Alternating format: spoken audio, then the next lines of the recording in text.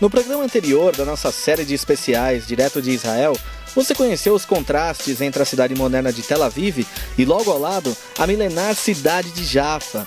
Também nos acompanhou num passeio radical num 4x4 pelo deserto da Judéia e conferiu as belezas únicas da fronteira entre Israel e Jordânia.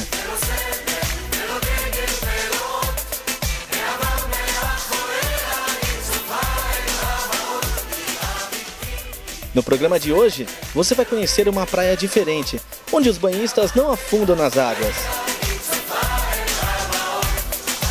E vai conferir as paisagens da região da Galileia, amplamente citada na Bíblia, entre montanhas e muito verde.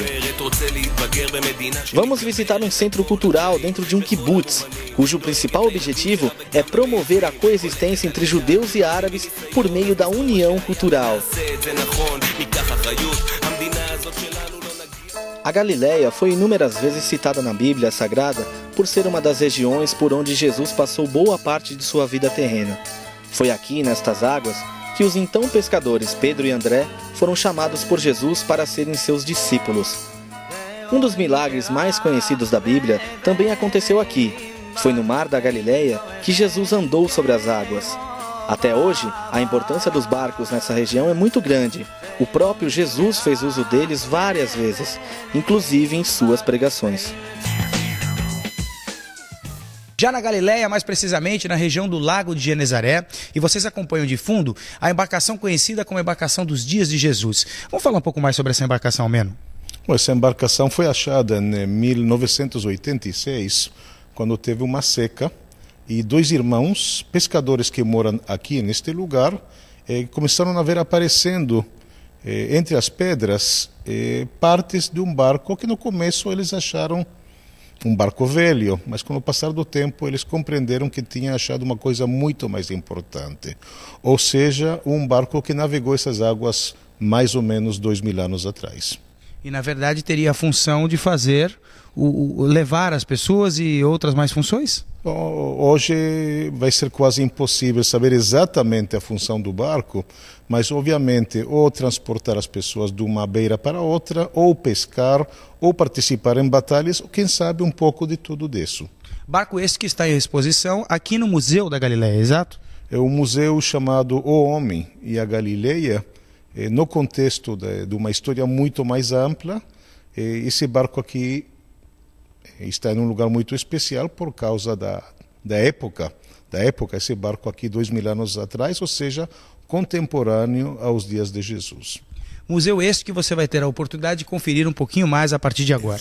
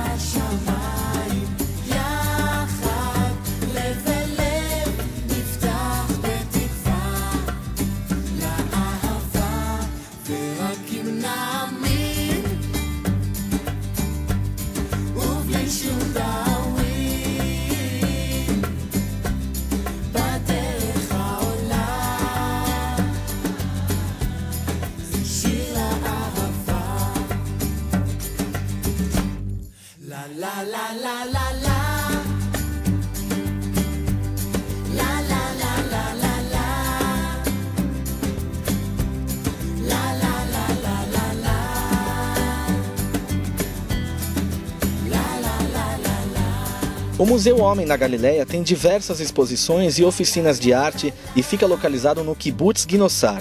Além de seu valor histórico, o museu tem o objetivo de ser um lugar de convivência entre árabes e judeus, promovendo encontros e oficinas de arte entre os dois povos. Os trabalhos produzidos ficam expostos permanentemente por todo o museu e também pelos jardins do Kibbutz Kinossar. Passear entre obras de arte às margens do Mar da Galileia é, sem dúvida, uma experiência sem igual.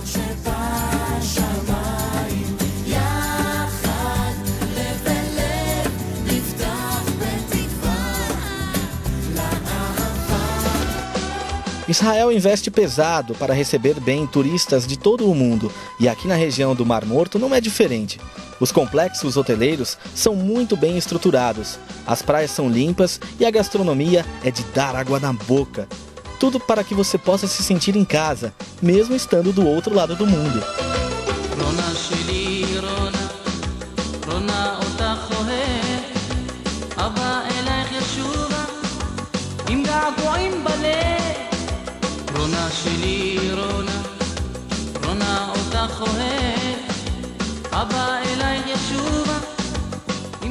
Amém. As crianças e os jovens encontram um lar.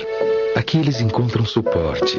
Aqui eles têm acesso à educação, acompanhamento de especialistas e alimentação preparada e cuidada por nutricionistas. Crianças e jovens que um dia se encontravam em situações críticas e de abandono têm um cantinho especial, tão especial, que permite que eles sonhem e imaginem um futuro melhor. Um futuro com astronautas, advogados, bailarinas e diretores de cinema. E o mais importante, aqui na AME, eles têm a certeza que quando saírem, sonhos se transformam em realidade, não pelo acaso ou pela sorte. Sonhos se transformam em realidade porque sabem que daqui eles saem prontos, prontos para uma vida melhor.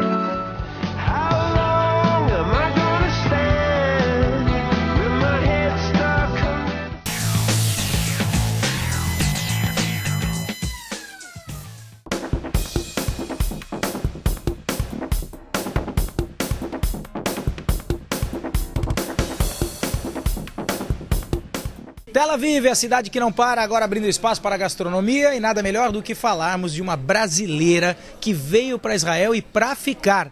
Márcia Katzmann. Tudo bem, Márcia? Tudo jóia, tudo bem. Vamos falar um pouco dessa tua história, que veio para Israel, conheceu Israel, gostou e ficou. É isso aí, a minha história é comprida e eu fiquei e vou ficar e tô ficando. Agora conte, como que é que começou realmente a sua identidade com a gastronomia? Na verdade, eu cheguei aqui, eu tô aqui em Israel há 11 anos e eu descobri isso de repente. Eu nunca cozinhei no Brasil, mas sempre comi bem. Minha mãe cozinha, meu pai cozinha, mas nunca cozinhei. Comecei a cozinhar aqui quando eu fiquei sozinha, morei sozinha, comecei a cozinhar para as pessoas e as pessoas começaram a gostar da comida. E comecei a tentar me encontrar em algum curso, estudar alguma coisa. E, de repente, uma amiga minha falou, você vai estudar gastronomia. Eu falei, gastronomia? Aí eu falei, vai sim, porque é tua cara. E foi assim que eu entrei, comecei a estudar, fiz um curso de 10 meses aqui numa escola muito famosa aqui em Israel. E aprendo muito, na verdade, nos restaurantes que eu trabalho. Eu trabalho com um chefe também, faço programa de televisão. Não sou a apresentadora do programa, mas faço as comidas. Passo também, dou aula de comida, de culinária. E entrei, acho que na culinária para valer e... Aliás, eu estava acompanhando nos bastidores, eles que estão vendo as imagens, o trabalho realmente árduo que você tem na cozinha. Não só na agilidade, mas bem como na coordenação da equipe. São quantos profissionais que trabalham contigo aqui? Hoje a gente não é uma cozinha muito grande, então eu tenho mais umas 5 pessoas que trabalham comigo. E tem a divisão na cozinha, né? Quem tira os pratos principais, quem tira os pratos, as entradas, quem faz as sobremesas. Setorizada. Exatamente. É muito importante a organização na cozinha, a limpeza na cozinha, é toda a base para poder sair o que sai da cozinha. Pratos como esse que vocês estão acompanhando, que daqui a pouco vamos saborear, aliás, já está me dando água na boca. Agora um detalhe, a gastronomia mediterrânea tem por... coincidência ser a gastronomia mais leve. É isso mesmo? Procede essa informação? Eu, morando aqui, eu não acho. Quando eu conheci a comida, eu conheci a comida não saudável. Eu acho que a tendência da comida saudável começou a ter mais força antes dos 2 anos. A partir de 2 anos para cá, começou a ter força. As pessoas começaram a saber comer, ver e querer comer saudável, comer para manter o corpo, comer saudável. E não é dietético. O que seria então comer saudável? Comer saudável é diminuir a porcentagem de gordura na comida.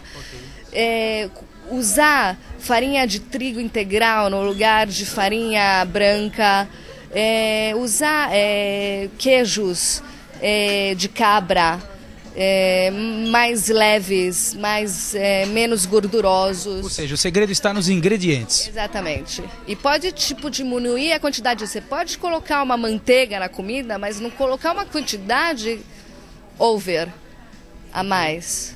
Não tem.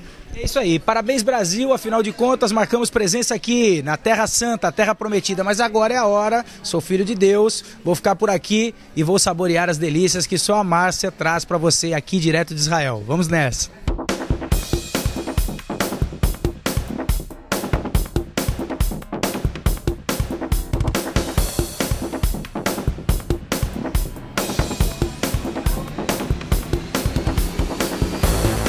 Delicioso.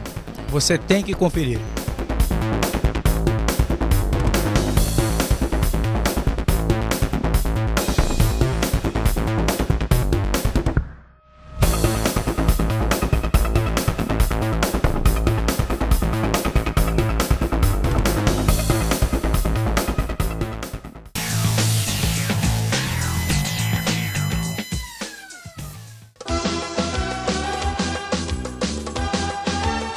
Apesar de termos inúmeras e maravilhosas praias no Brasil, em Israel é possível encontrar uma praia única no mundo.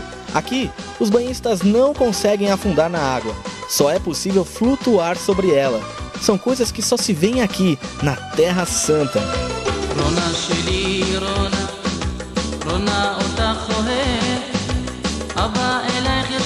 A quantidade de sal e de minerais presente no Mar Morto atrai milhares de pessoas todos os anos para usufruírem de seus benefícios à saúde e à estética. A prática da flutuação proporciona um contato tranquilo com as águas que muitos classificam como uma espécie de fonte da juventude. Além dos benefícios estéticos, a flutuação traz um enorme bem-estar aos banhistas.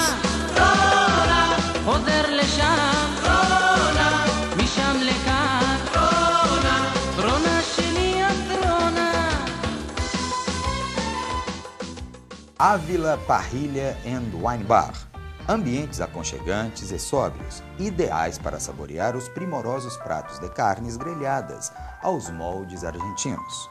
Para o happy hour, várias opções de bebidas destiladas, drinks e uma adega repleta de excelentes vinhos. Ávila Parrilha and Wine Bar. Rua Bandeira Paulista, 520, Itaim Bibi, São Paulo. Reservas 0 operadora 11 3167 2147.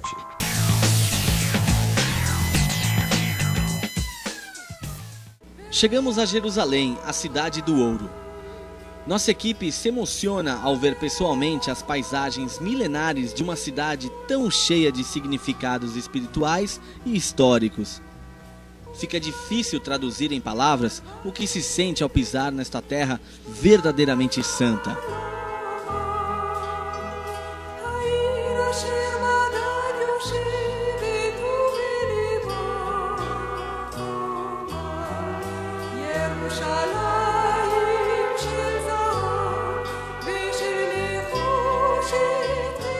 Começamos nossa visita pelo Museu do Holocausto Yad Vashem.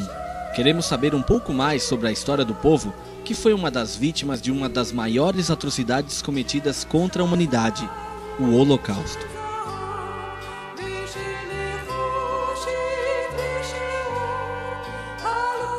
O museu recebe visitantes do mundo todo, inclusive delegações oficiais que vêm conhecer a história do Holocausto. A arquitetura é um capítulo à parte, pois o edifício principal é um triângulo horizontal cravado numa montanha e suas pontas ficam suspensas. O verde ao redor de todo o complexo complementa a beleza do local.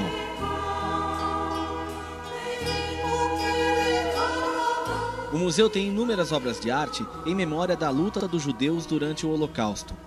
Como esta obra do escultor Nathan Rapaport, representando 2 momentos da história do Holocausto: a vida nos primeiros anos após a guerra e a expulsão dos judeus do gueto de Varsóvia.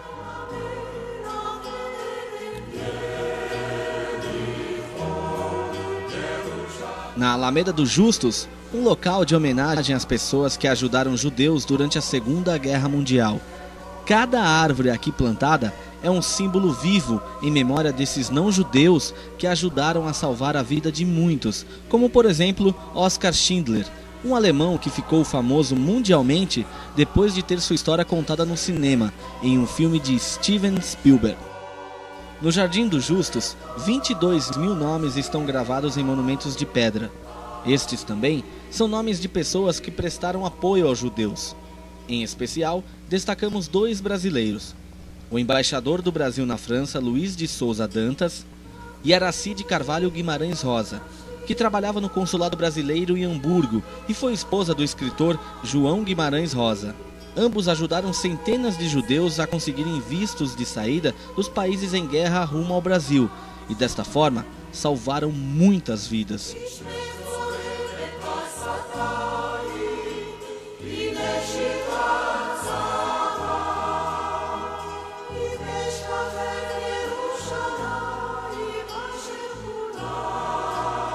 Os visitantes do Museu do Holocausto passeiam entre corredores que contam a história do Holocausto em ordem cronológica.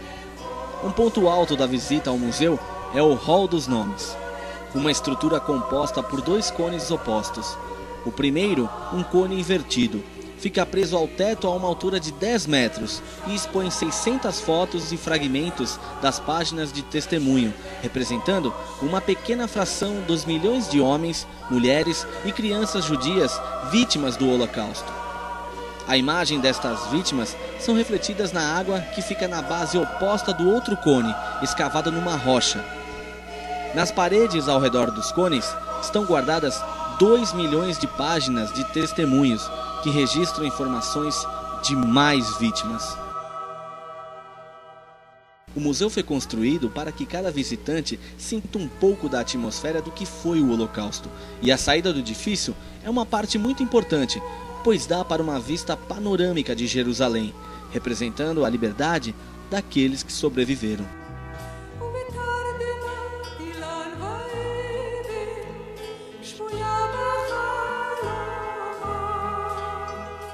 O Memorial dos Deportados é representado por um vagão de gado, usado para transportar judeus por toda a Europa para campos de extermínio.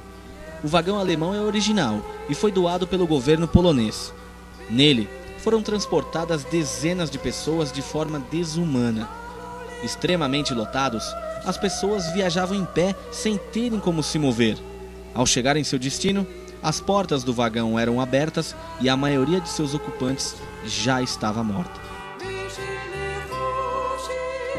O museu está aberto para visitação diariamente?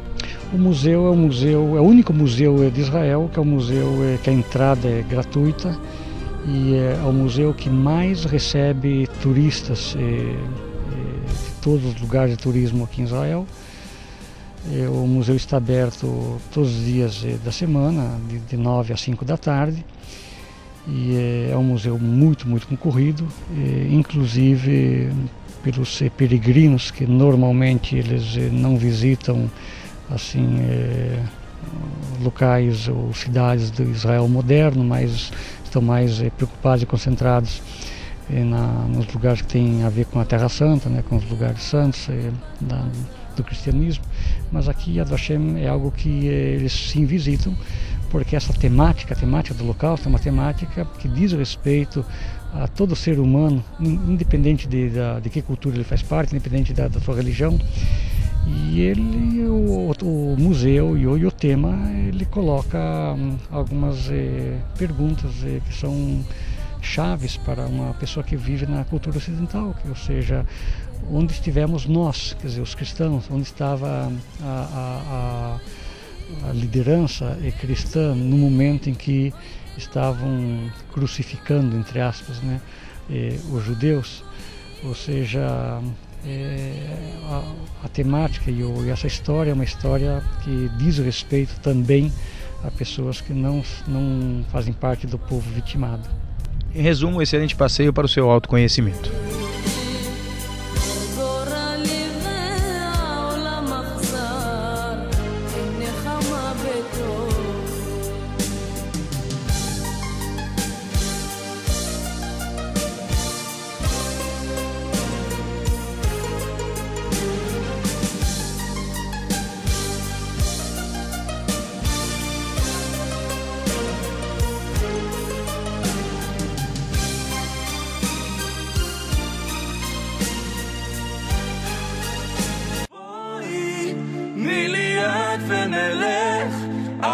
Nosso passeio de hoje por Israel fica por aqui. Nós nos despedimos com esta paisagem exuberante, desejando a todos muita paz. Shalom, Brasil!